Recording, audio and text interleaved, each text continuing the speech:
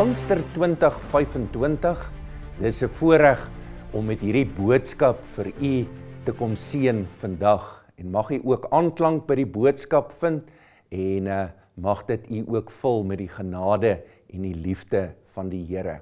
Kom ons buig net vir 'n oomblik, dan bid ons saam. Dierbare God en Hemelvader, Here, kom seën elke prediker met die boodskappe wat hulle hierdie Pinkster gaan bring. En Here, dat dit tot eer en verheerliking van u naam sal wees. Dankie Here vir die voorreg om uit die woord uit te kan lees. En Here, dat u ook vir ons elkeen 'n woord daaruit het. Ons bid dit in die wonderlike naam van Jesus ons Here. Amen.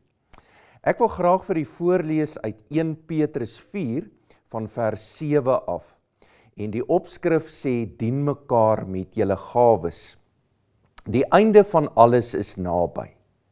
Daarom moet julle selfbeheers en nugter wees, sodat julle kan bid. Bo alles moet julle mekaar hartlik lief hê, want die liefde bedek baie sondes.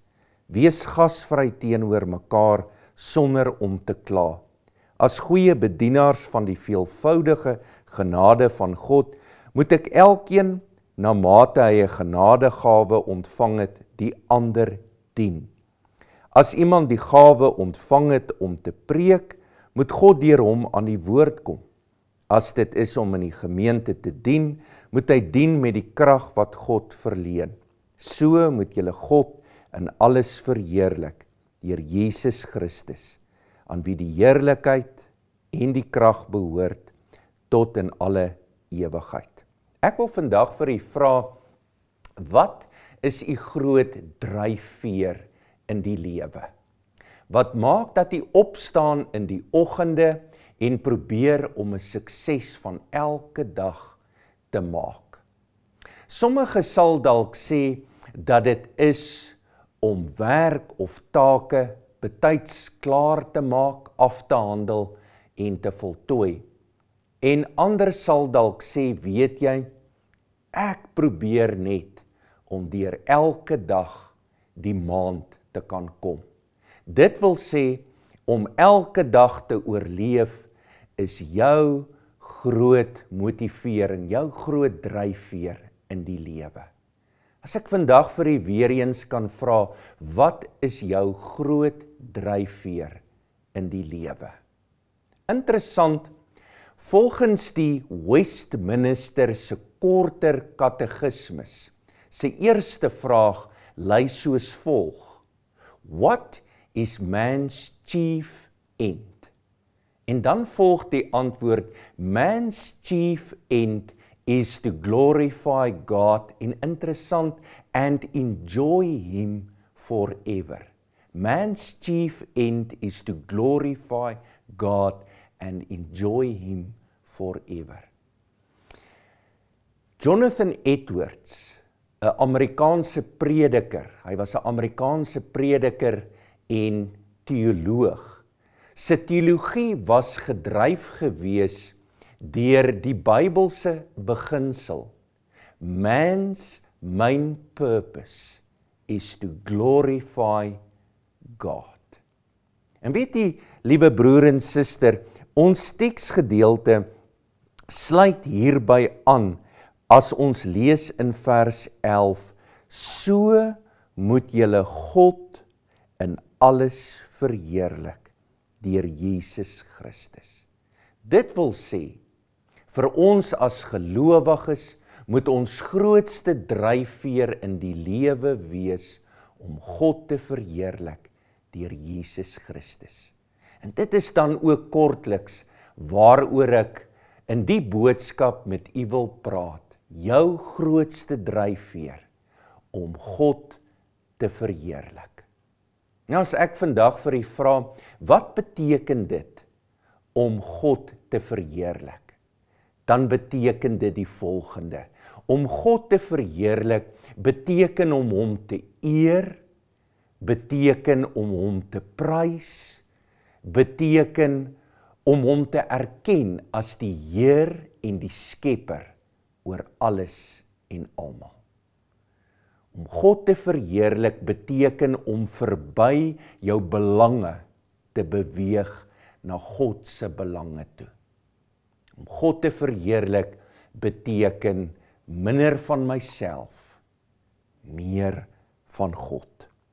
Nou ons teksgedeelte begin in vers 7 met hierdie woorde, die einde van alles is naby. En interessant, hierdie beskrywing het heel waarskynlik na die verwoesting van die Joodse tempel in 70 na Christus verwys, en nie soos baie mense dink, die einde van alles is naby, na die wederkoms van Christus nie. Die punt is egter, om God te verheerlik, dat dit ons grootste begeerte in die lewe moet wees, moenie gedryf word deur een of ander krisis, wat op hande is, en nou wil ons ewe skielik heilig begin lewe nie. Dit laat my dink aan studente, wat die heel jaar kuier, joel, klasbank en partytjie hou, en so 'n week voor die eksamen skrik hulle wakker. En dan probeer hulle ander studente se notas in die hande kry. Hulle leer dat dit klap, want oor 'n week is dit eksamen. Veronderstel 'n boer wil so boer. Heel jaar hou die boer partytjies, hy braai, hy slaap laat en oor 'n week is dit oestyd. Dan bewerk hy sy lande en hy plant saad, want oor 'n week is die stroopers daar en dan wil ons oes. Jy kan vir jouself dink, geen boerdery sal so kan werk nie, want jy doen elke ding op sy tyd. Jy ploeg wanneer daar geploeg moet word. Jy plant wanneer daar geplant moet word en jy oes wanneer dit oestyd is. En so wil hierdie gedeelte vir ons kom sê, mag God jou ook vind dat jou grootste begeerte is om hom te verheerlik. Nou in die teksgedeelte word daar 4 maniere genoem hoe ons God kan verheerlik. En ek gaan net op een fokus. Ons kan God verheerlik deur ons gebede, ons kan God verheerlik deur vir mekaar hartlik lief te hê, ons kan God verheerlik deur gasvry te wees, maar dan lees ons ook in vers 10, ons kan God ook verheerlik deur mekaar te dien. En ek lees vir u in vers 10, as goeie bedienaars van die veelvoudige genade van God, moet elkeen na mate hy 'n genadegawe ontvang het, die ander dien. En die manier hoe ons mekaar dien, is deur 'n genadegawe wat die Here vir gelowiges gegee het. 'n Genadegawe is soos 'n geskenk wat die Here in sy liefde vir ons as gelowiges gegee het om mekaar te kan dien. Nou, in die gedeelte word 2 genadegawes genoem, om te preek en dan om mekaar te dien, to serve one another. En natuurlik in die Bybel is daar 'n verskeidenheid van gawes wat genoem word, verskillende gawes wat vir gelowiges gegee word om te help om mekaar te kan dien.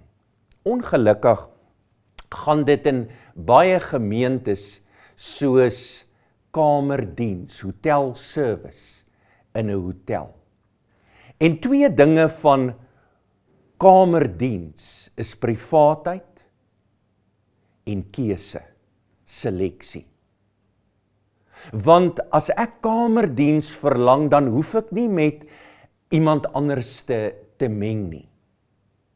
Ek bestel wat ek graag wil hê en dit is net tussen ek en daardie persoon en ek kry wat ek wil hê. So 2 dinge van kamerdiens is privaatheid en keuse. En ongelukkig gaan dit baie keer ook so in gemeentes. Jy los my uit en ek los jou uit. Jy moet my liefs nie pla nie en ek sal jou ook nie pla nie. En as ek nie kry wat ek by hierdie gemeente graag wil kry nie, dan gaan ek na 'n ander gemeente toe wat vir my gee wat ek graag wil hê. En so, broers en susters, kan die idee maklik by 'n mens posvat dat die kerk daar is vir my. Dat die kerk oor my gaan en dat die kerk daar is wat ek graag wil hê dit vir my moet gee. Maar ek wil vandag vir u sê, laat ons terugkom om God te verheerlik en besef dat ons 'n gawe het. Dat ons 'n gawe het wat ons moet gebruik in die kerk om mekaar te dien. Kom ons rol bietjie ons moue op om te sê, wat kan ek doen? Hoe kan ek jou help? Want 'n kerk by wyse van spreuke wat moue oprol, is 'n kerk wat God verheerlik.